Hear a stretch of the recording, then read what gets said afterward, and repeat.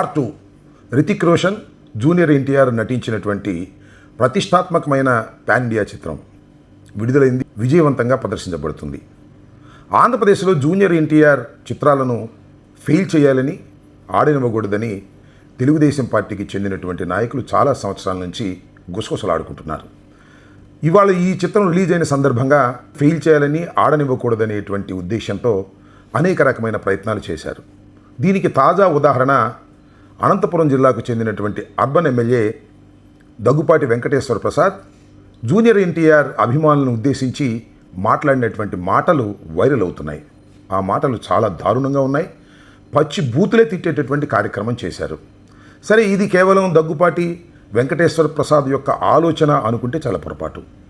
ఇది తెలుగుదేశం మొత్తం ఆలోచన. తెలుగుదేశం మొత్తం ఆలోచన అని అనడం కంటే చంద్రబాబు నాయుడు గారు, భువనేశ్వరి, బాలకృష్ణ, లోకేష్ ఈ నలుగురు కలిసి పన్నినటువంటి కుట్రలో భాగమే ఇది.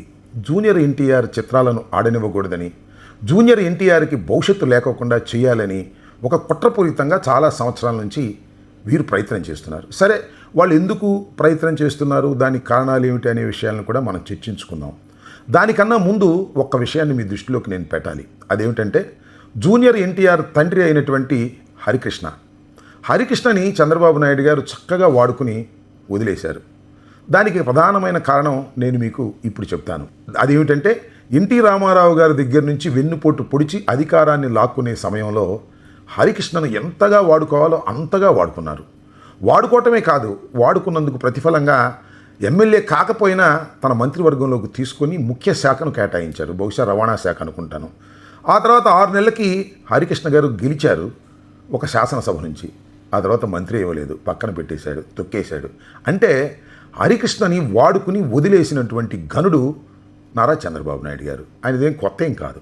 జూనియర్ ఎన్టీఆర్ను కూడా 2009 ఎన్నికల్లో రాజశేఖర రెడ్డి గారికి వ్యతిరేకంగా ఏదో ఒక విధంగా గెలవాలనే ఉద్దేశంతో రంగంలోకి దించి శ్రీకాకుళం నుంచి ప్రచారం చేయించుకునే కార్యక్రమం చేశారు. ఆ తర్వాత యాక్సిడెంట్ కూడా అయ్యి తీవ్రమైనటువంటి అనారోగ్యానికి కూడా జూనియర్ ఎన్టీఆర్ గురయ్యారు.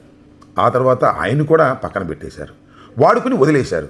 దీనికి ప్రధానమైన కారణం ఏమిటంటే, ఎన్టీ రామారావు గారు కుటుంబ సభ్యులు ఎదిగితే తెలుగుదేశాన్ని ఆక్రమించుకుంటారేమోననేటువంటి ఒక భయంతోనే, పిరికితనంతోనే నారా చంద్రబాబు నాయుడు గారు, భువనేశ్వరి గారు పన్నుతున్నటువంటి కుట్రలో భాగమే ఇది. అసలు జూనియర్ ఎన్టీఆర్ని చూసి ఎందుకు భయపడుతున్నారు? జూనియర్ ఎన్టీఆర్ సినిమాలు అద్భుతంగా ఆడితే ఏమిటి వారికి నష్టం? వారేమైనా సినిమా ప్రత్యర్థులా? కాదు కదా. అయితే జూనియర్ ఎన్టీఆర్ దినదిన ప్రవర్ధమానంగా పెరిగి చివరికి రాజకీయాల్లోకి వచ్చి తెలుగుదేశాన్ని ఆక్రమించుకొని తన తాతగారి స్థానాన్ని పొందేటటువంటి అవకాశం ఉన్నదనేటువంటి భయం నారా కుటుంబాన్ని వెంటాడుతుందని చెప్పడానికి నేను ప్రత్యేకంగా ఉదాహరణ చెప్పవలసినటువంటి అవసరం లేదు. జూనియర్ ఎన్టీఆర్ ఖచ్చితంగా ఎన్టీ రామారావు లాగానే ఉంటారనేది అందరికీ తెలిసినటువంటి సత్యం. స్వయం కృషితో, చక్కని నటనతో ఆయన చాలా అగ్రస్థానానికి చేరాడనేది కూడా మనందరికీ తెలిసినటువంటి సత్యం. ఆయన సినిమాలు చాలా విజయాలు సాధించినటువంటి సందర్భాలు ఉన్నాయి. జూనియర్ ఎన్టీఆర్ సినిమా ఎప్పుడు రిలీజ్ అయినా సరే దాన్ని ఫ్లాప్ చేయాలనేటువంటి కుట్రతో తెలుగుదేశం వారు ప్రయత్నం చేయటం అనేది చాలా దురదృష్టకరమైనటువంటి పరిణామంగా నేను భావిస్తున్నాను. అయితే ఇక్కడ ముఖ్యంగా మనం మాట్లాడుకోవాల్సిన అంశం ఏమిటంటే, ఇవాళ దగ్గుపాటి వెంకటేశ్వర ప్రసాద్ చేసినటువంటి వ్యాఖ్యలు చూసి అందరూ బాధపడుతున్నారు. సినిమా ఫీల్డ్లో కూడా చాలామంది ఇది తప్పు అని అంటున్నారు, బహిరంగంగా అనలేకపోతున్నారు. కానీ ఈ మాటలు ఖచ్చితంగా తెలుగుదేశం పార్టీవి అనే విషయాన్ని దయచేసి గుర్తుపెట్టుకోండి. ఎందుకంటే అతని మీద ఏ విధమైన యాక్షన్ తీసుకునే ప్రయత్నం నారా లోకేష్ కానీ, అదేవిధంగా చంద్రబాబు నాయుడు గారు చేయటం లేదు, చెయ్యబోరు కూడా. ఎందుకంటే ఎంకరేజ్ కూడా చేస్తారు. కానీ ఒక పీలర్ వదులుతున్నారు. ఏమిటిది, అన్యాయం ఇలా మాట్లాడొచ్చా అని ఈనాడులో రాసే రాతలు తప్ప మరొకటి కాదు. ప్రధానమైన కారణం ఏమిటంటే, నారా లోకేష్ని చంద్రబాబు నాయుడు గారు తర్వాత వారసుడిగా తీసుకొచ్చి ముఖ్యమంత్రిని చేయాలనేటువంటి ఒక ఆలోచన ఉన్నది కాబట్టి దానికి ఎక్కడైనా జూనియర్ ఎన్టీఆర్ అడ్డం వస్తాడనేటువంటి భయంతోనే ఈ రకమైన చేష్టలు చేస్తున్నారు. ఇది చాలా దుర్మార్గమైనటువంటి అంశం. కాబట్టి నేను చెప్పదలుచుకున్నది ఏమిటంటే, ఒక సినిమా ఆడాలా వద్దా అని నిర్ణయించేది అధికార పార్టీలో ఉన్నటువంటి వ్యక్తులు కాదు అనే విషయాన్ని దయచేసి గుర్తుపెట్టుకోండి. సినిమా బాగుంటే ఆడుతుంది, బాగోపోతే ఆడదు. థియేటర్లో ఆడనివ్వను అని బహిరంగంగానే ఆ వెంకటేశ్వర ప్రసాద్ దగ్గుపాటి చేసినటువంటి వ్యాఖ్యలను ఖండించవలసినటువంటి బాధ్యత ఉంది. అంతేకాదు, బూతులు కూడా తిట్టారు. ఆ బూతులు నేను ఈ వీడియోలో చెప్పలేను.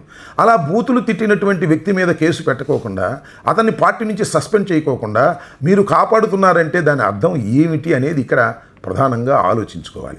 ఇప్పటికైనా తెలుగుదేశానికి సంబంధించినటువంటి నాయకులు, ముఖ్యంగా నారా చంద్రబాబు నాయుడు గారు దీని మీద ఇంటర్ఫీర్ అయి తక్షణమే దగ్గుపాటి వెంకటేశ్వర ప్రసాద్ని సస్పెండ్ చేసి పార్టీ నుంచి కాస్త నైతిక విలువలు ఉన్నాయనేటువంటి పద్ధతుల్లో ప్రవర్తించాలి. అలా ప్రవర్తించకపోతే దాని అర్థం ఏమిటో ప్రజలు గ్రహిస్తారని కూడా ఈ సందర్భంగా మనవి చేస్తున్నాను. అంతేకాదు ఇక్కడ ఒక విషయాన్ని చెప్పాలి. అదేంటంటే పవన్ కళ్యాణ్ గారు సినిమా ఫీల్డ్కి సంబంధించిన, రాజకీయాలకు సంబంధించిన వ్యక్తి. ఈ రెండింటికి కలిసి ఆయన పనిచేస్తున్నాడు అనేది మీ అందరికీ తెలిసినటువంటి విషయం, వాస్తవం కూడా. ఇలాంటి సందర్భంలో పవన్ కళ్యాణ్ గారు ఎందుకు మాట్లాడకుండా ఎందుకుంటారు నాకు అర్థం కావటంలా. అంతేకాదు ఈ సందర్భంలోనే కాదు, అల్లు అర్జున్ని అరెస్ట్ చేసిన సందర్భంలో కూడా ఆయన మాట్లాడటం లేదు. అంటే ఆయన ఉద్దేశం ఏమిటి అని నేను అడుగుతా ఉన్నా. ఇలా మౌనంగా ఉండిపోవడం చాలా అర్థాలకు దారితీస్తుంది, మీకు అనర్థాలను కూడా తెచ్చిపెడుతుందనే విషయాన్ని దయచేసి గుర్తుపెట్టుకోండి. చంద్రబాబు నాయుడిని కాపలా కాయటం కోసమో, చంద్రబాబు నాయుడికి ఊడిగం చేయడం కోసమో మీరు వాస్తవాలు మాట్లాడుకోకుండా అలాగే ఉండిపోతే వచ్చే ప్రమాదం ఏమిటో గమనించండి పవన్ కళ్యాణ్ గారు. కాబట్టి యాతావాత టోటల్గా నేను చెప్పదలుచుకున్నది ఏమిటంటే, ఈ దగ్గుపాటి వెంకటేశ్వర ప్రసాద్ చేసినటువంటి వ్యాఖ్యలు చాలా ప్రమాదకరమైన వ్యాఖ్యలు. ఒక విధంగా చెప్పాలంటే జూనియర్ ఎన్టీఆర్ని కెలుక్కోవటం వల్ల జూనియర్ ఎన్టీఆర్ సీనియర్ ఎన్టీఆర్ లెవెల్లో పెరిగేటటువంటి అవకాశాలు ఉన్నాయనేది అందరికీ అర్థమవుతున్నటువంటి విషయమే. మీరు ఎవరినైతే టార్గెట్ చేసి అణచాలనుకుంటారో వాళ్ళే కొండంత ఎదుగుతారనేది చరిత్రలో చాలా సంఘటనలు చెప్పాయి. ఇవాళ మీరు జూనియర్ ఎన్టీఆర్ని కెలుక్కున్నారు కాబట్టి జూనియర్ ఎన్టీఆర్ అభిమానులందరూ కూడా తెలుగుదేశానికి దూరం అయ్యే ప్రమాదం ఉందనే విషయాన్ని మీరు గ్రహించగలిగితే మంచిది, గ్రహించకపోతే అది మీ కర్మ అని ఈ సందర్భంగా తెలియపరుస్తున్నాను.